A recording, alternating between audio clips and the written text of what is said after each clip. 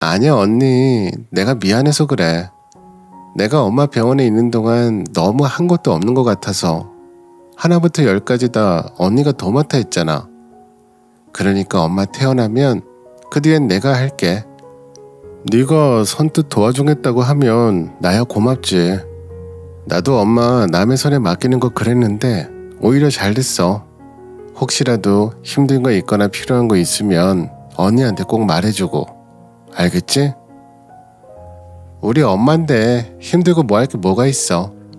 아프지는 않아주면 그게 엄마 목 다 하는 거지. 뭐 언니 그동안 너무 고생 많았어. 종종 놀러와 줄 거지? 저야 오히려 여동생한테 고마웠죠.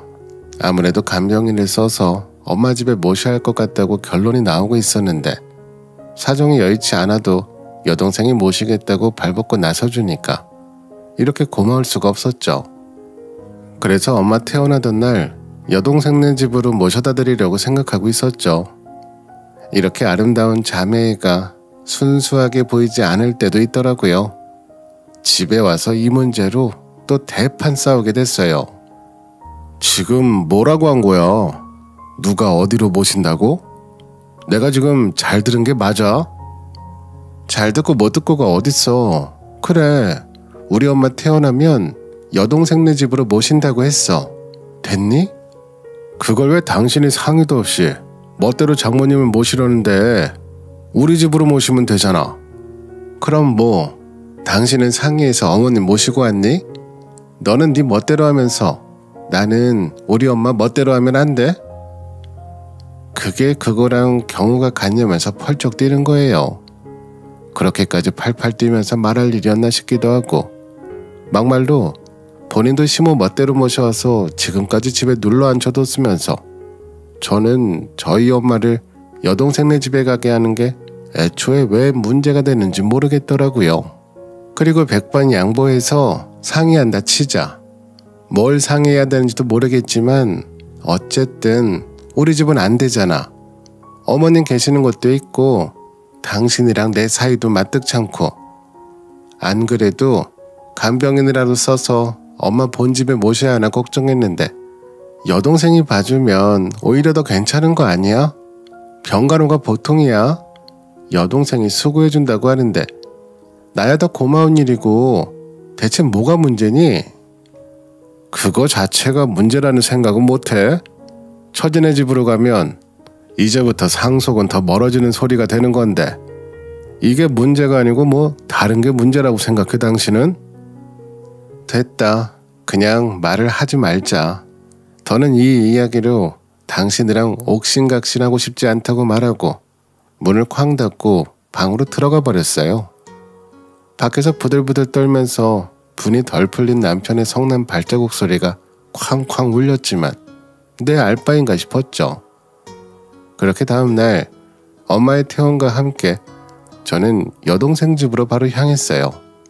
더 생각하고 말 것도 없다고 생각했고 어제 저도 의사를 잘 밝혔으니 이 정도야 해도 된다고 생각했어요. 어차피 허락받을 생각도 아니긴 했고요. 엄마, 나랑 못 살게 돼서 어떡해?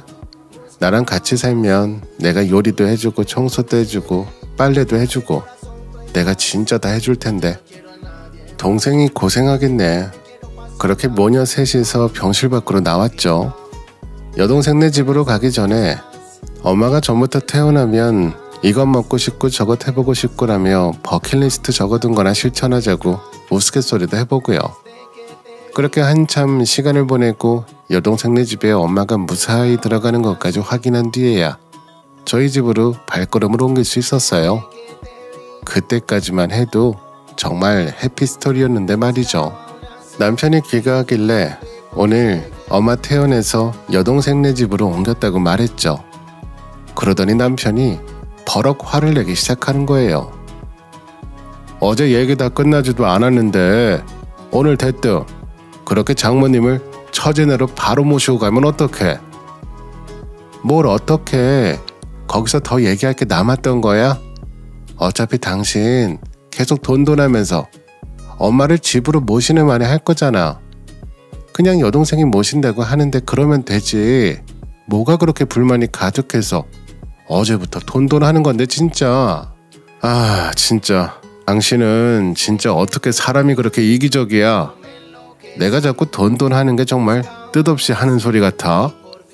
그래서 그렇게 넋놓고 에이 설마 그래도 나한테 1원 한 푼 안 떨어지겠어 하고 감 떨어지는 것만 기다리다가 진짜 처제가 상가고 건물이고 다 가로채가면 어쩌려고 그러는데 엄마의 거처가 여동생 집이 되면 재산을 모조리 여동생이 가로채갈 수 있다는 헛소리를 늘어놓기 시작하더군요. 그 돈 때문에 저희 엄마를 이리저리 왔다 갔다 여기 모셨다가 저기 모셨다가 해야 한다는 건지 엄마가 돈 안 줄지도 모르니까 전전긍긍해가며 엄마랑 시어머니를 같이 모시겠다는 소리를 하는 건지 한참 생각 정리가 잘 안 돼서 헤매고 있는데 남편이 아주 쐐기를 박더라고요. 지금이야 당신이 여태까지 장모님 병원에 계실 때 했던 일들을 기억하시니까 뭐라도 떨어질지 몰라도 1년이고 2년이고 처제랑 같이 지내다 보면 그런 거 다 잊혀지기 마련이지. 화장실 들어갈 때 마음이랑 나올 때 마음 달라지는 거 몰라서 이래 지금. 남편아 그만해라. 요즘은 상속 다 똑같이 해준다니까. 당신은 뉴스도 안 보고 살았어? 너야말로 속 편한 소리 한다. 생전에 증여해버리면 나중에 찾지도 못해. 내가 그러는 사람 여러 봤어. 아주 그렇게 안 봤는데 처제가 야무지고 똑똑하네. 처제가 진짜 효율적이라고 생각도 들고 내 입장에서는 죽 써서 개 주는 거지만 처제는 다 된 밥상을 그대로 들고 가버리는 거잖아. 지금 내가 무슨 소리를 듣고 있는 건지 현실과 지옥을 몇 번이나 오간 것 같아요.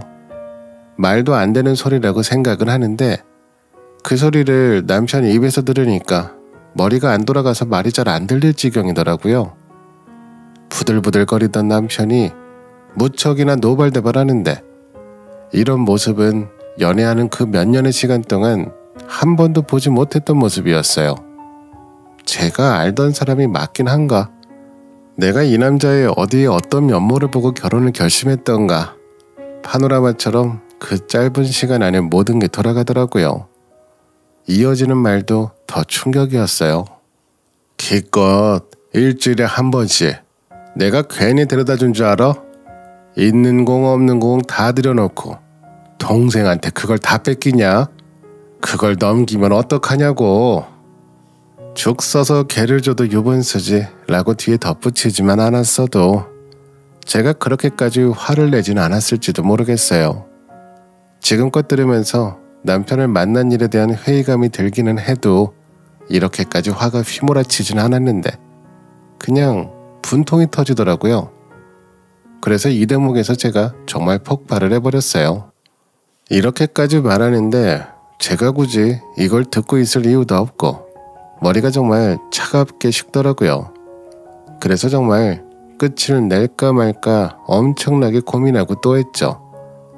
결혼한 지 얼마 되지도 않았는데 이런 식으로 끝을 내는 게 맞는 건가 싶기도 하고 무엇보다 우리 엄마 이제 좀 건강 찾으셨는데 큰딸이 갑자기 이혼한다고 하면 충격받으실까봐 사실 그 점이 가장 신경 쓰이기도 했어요. 저한테 최우선은 엄마였으니까요. 얼음장 같은 남편 얼굴을 보고 있노라면 진짜 산 넘어 산이구나. 우리 엄마 이제 좀 나아지셨는데 이번엔 남편이랑 시어머니가 속을 썩이는구나 싶었습니다. 그래서 엄마 건강만 더 회복하시면 남편 문제는 그때 처리하자고 생각하고 일단 저도 입을 닫았습니다. 근데 다음날 남편이 옷을 챙겨 입고 나오라고 연락을 하더라고요. 무슨 일인가 싶어서 나갔더니 글쎄 저를 데리고 여동생 집으로 향하는 거 있죠. 이렇게 아무리 생각해도 억울해서 그냥 못 넘어가겠고 만나서 얘기를 좀 해야겠어. 장모님 모시고 와야지. 이렇게 손 놓고 처지한테 모조리 넘어가는 꼴을 어떻게 봐? 당신 미쳤어? 돈에 미치면 사람이 이렇게 되는 거야? 대체 엄마 모시고 오는 게 뭐가 그리 대수라고 이러는 건데. 당신도 다시 생각해봐. 내가 돈 때문에 자꾸 그런다고 속물 취급 좀 하지 말고 나는 정말 현실적이고 이성적인 상태에서 생각해서 우리 모두가 편안하고 잘 먹고 잘 사는 길을 모색하고 있는 것뿐이야. 그러니까 장모님도 우리가 모시면 되지. 그럼 집에 엄마도 계시니까 두 분 같이 계셔서 적적하지도 않으시고 얼마나 좋겠어. 그게 대체 무슨 소리야. 뭘 다시 생각해봐. 당신은 어쩜 그렇게 당신 생각만 할 수 있어. 당장 차 안 세워? 운전석에서 믿기 힘들 정도의 대화가 오고 갔고 운전하는 내내 싸우지만 결국에는 여동생네 집에 도착하고야 말았어요. 하지만 여기서 끝나지 않고 실랑이는 계속해서 이어졌죠. 무조건 들이닥치겠다는 남편과 절대 안 된다는 남편을 막아서는 제가 정말 팽팽하게 대립하기 시작했습니다. 저는 있는 힘껏 남편을 붙잡고 여동생네 집에 들어가지 못하게 막았죠. 그런데 워낙 힘 차이도 체격 차이도 있다 보니 제가 결국 밀리고 말았고요. 어떻게든 막으려고 했지만 결국 현관문이 열리고 말았어요. 어머니 잘 지내셨어요? 간간히 연락드리려고 했는데 제가 너무 늦었죠? 오늘에서야 제가 모시러 왔습니다. 큰 사위랑 지내셔야죠. 제가 그동안 병원도 자주 갔었잖아요. 장모님도 제가 더 편하시죠? 저는 장모님 걱정 때문에 이렇게 불쑥 찾아왔습니다. 엄마는 그런 제 남편을 보고 너무 반가워하시며 얼굴에 웃음꽃이 피셨습니다. 아이고 이게 누구야? 우리 큰사위 아니야. 연락도 없이 어쩐 일이야. 그래 너도 어서 오고 잘들 지냈지? 문이 열리자마자 천연덕스럽게 엄마한테 말을 거는 게 너무 밉고 또 미워서 어쩌지 하고 있는데 엄마는 또 이것도 사위라고 그렇게 반가워할 수가 없더라고요. 이놈이 어떤 속내로 지금 여기까지 들이닥쳤는지도 모르고 싱글벙글 연신 웃으면서 사위 잘했다고 좋아하시는데 여기서 찬물을 끼얹을까 말까 무수히도 고민을 했었습니다. 그래도 엄마도 알 건 알아야 하는 거고 더욱이 이렇게 엄마가 좋아하시는데 답답했죠. 그래서 제가 먼저 나서서 엄마한테 여쭤봤어요. 동생이랑 지내시는 게 편하신지 즐거우시냐 했더니 엄마는 너무 좋다고 둘째가 극진히 잘해준다고 말씀하시는 겁니다. 그 소리를 듣자마자 다행이라고 앞으로도 동생과 잘 지내시라고 제가 먼저 이야기를 하자 남편이 옆에서 저를 싸늘하게 쳐다보며 무슨 소리냐고 그래도 큰 사위가 모셔야 하지 않겠냐며 남편이 다짜고짜 엄마 옆으로 성큼성큼 다가가는 겁니다. 그러더니 옆에 있던 제 동생을 슬쩍 밀치며 엄마를 일으켜 세우더라고요. 제 동생도 놀랐는지 눈이 동그래져서 저만 쳐다보고 있었고요. 그 순간 제가 나지막하게 말했습니다. 너 적당히 해라. 진짜 마지막으로 하는 소리다. 남편은 저를 한번 쓱 보더니 처제, 장모님 짐가방 어디다 뒀어요? 그거나 좀 찾아주시죠. 하는 겁니다. 엄마는 제 남편과 저를 번갈아가며 보시더니 무슨 일이 벌어졌구나 직감하시는 것 같았어요. 그러더니 엄마가 대뜸 제 남편에게 그러시는 겁니다. 김서방, 괜찮네. 나는 여기서 우리 둘째랑 함께 있겠네. 근데 남편은 그 말을 듣지도 않고 엄마 짐을 싸는 거예요. 그때 느꼈죠. 이 사람이 지금 정신줄을 놨구나. 나도 놔야겠구나 싶었습니다. 그래서 제가 남편에게 말했죠.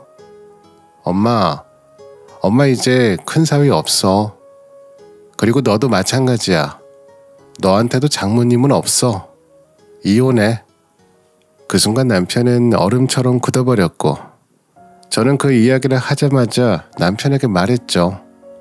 이제 남이니깐 나가달라고 아니면 경찰을 부르겠다고 했습니다.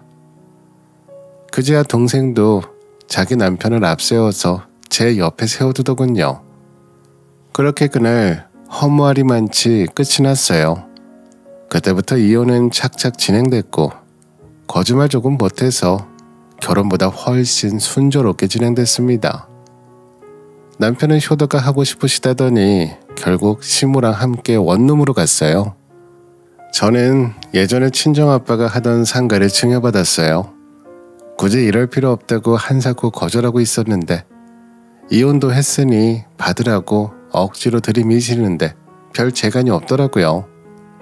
여동생이 어찌나 성화를 부리며 미리 받으라고 하던지 언니가 나 때문에 이런 수모를 겪는 것 같아서 정말 미안해. 이렇게 언니가 이혼하게 된 것도 다 나 때문인 거잖아. 아니야, 무슨 말을 그렇게 해. 내가 그거밖에 안 되는 인간을 만난 걸. 그게 왜 네 탓이야.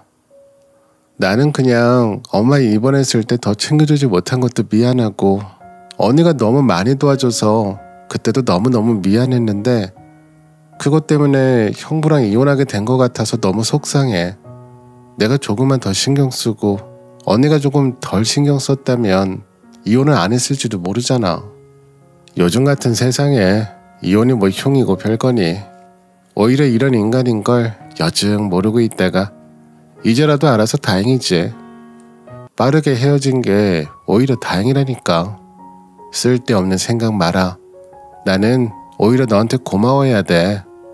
그렇게 여동생을 위로해줬지만 영 여동생은 미안해하더라고요. 본인 마음이 그렇다면야 어쩔 수 없지만 궁극적으로는 우리 가족 모두에게 상처만 남겨둔 것 같아 남편이 더욱 밉더랍니다. 그 와중에 제가 상가를 증여받았다는 소식이 남편 귀에 들어간 모양이더라고요. 아니나 다를까 그 사실을 알게 되자마자 저한테 연락이 왔어요. 우리 다시 한번 생각해보자. 내가 생각이 좀 짧았던 것 같기도 해. 근데 당신도 알잖아. 사업이라는 게 자금이 좀 부족해질 때도 있고 너무 좋은 아이디어라 포기하고 싶지도 않고 막말로 이런 것도 다 시간 싸움이라 그때 놓쳤으면 지금만큼 못 벌지도 모르고 막말로 내가 나 혼자 잘 먹고 잘 살자고 그랬던 게 아니라는 거 당신이 알 거 아냐. 나 당신이랑 살면서 내가 당신을 가장 잘 알고 있다 생각했는데 지내보니 그것도 아닌 것 같더라고. 나는 이제 모르겠어. 붙잡고 애원하고 난리가 나더군요. 거기에 넘어갈 죄가 아니지만요. 절대 싫다고 저리 가라고 했죠. 나중에는 대출 얘기도 서슴지 않고 얘기하더라고요. 진작에 저랑 이런 일로 상의했으면 이렇게까지 상황이 악화되진 않았을 텐데 말이죠. 하지만 어쩌겠어요? 이미 버스는 떠난 뒤인걸요.